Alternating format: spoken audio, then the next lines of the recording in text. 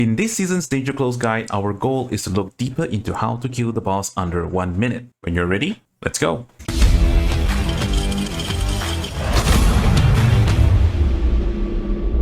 Hi, my name is Simon Snipe and welcome back to the channel. There are two types of strategy for this boss and it's exactly the same as back when in Season 7. You can either kill it around 1 minute or a slower strategy where you do not want to deplete the boss's HP to the final bar until it triggers its second DPS check.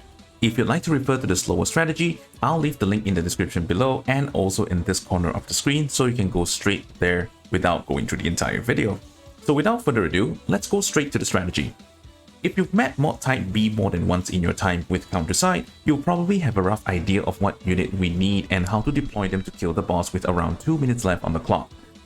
But just a quick recap, this is how it goes. This is the team you'll need, and depending on your gears and what buffs are up for the boss, it might change a bit here and there. Specifically for this season, this is how you want to deploy your units. You need Chifuyu to go first, Lin Xian next, and Jake after. And after that, following up with Roy.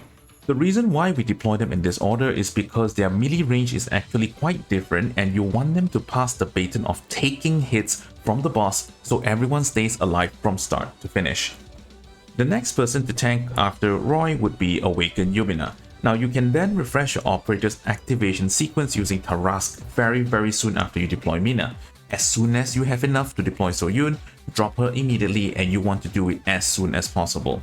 The biggest challenge to killing the boss in 1 minute comes down to your total damage output and more importantly, the timing of stacking your debuffs while activating your ship skill together with your ultimate skills.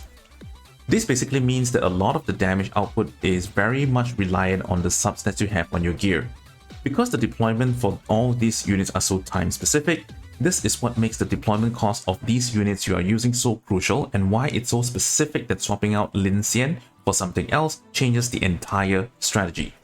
Now that you know what units you need and what sort of deployment strategy is applied, we will then now look at the gears. First up, relying purely on T6 mace is most probably not going to cut it. You will need as much anti-ground and anti-ranger damage on your main DPS like Jake and Awakened Yumina. Other than Lin Xian with 72% CDR and your tankiest gear on Roy and Chifuyu, every other unit can stack anti-ground and anti-ranger damage as well. The most ideal operator would be Lee Suyon with the crit damage passive or the anti-roll damage advantage passive.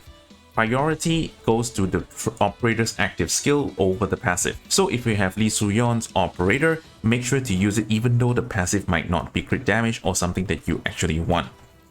If you do not have the operator Lee Suyon, then go for some other operator that can give you either crit damage or anti-roll damage advantage. Here is the full run of me doing it on my own account, barely killing the boss around 1 minute plus.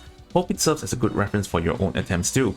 If you have any suggestions or better ideas on how to beat the boss, easier and or quicker, feel free to just leave it in the comment section below. Once again, if you're looking for a slower, less aggressive and stable clear strategy, I have left the link to that video in the description below. Until next time, I'll catch you again soon in the Solar Cetacean guide. Bye!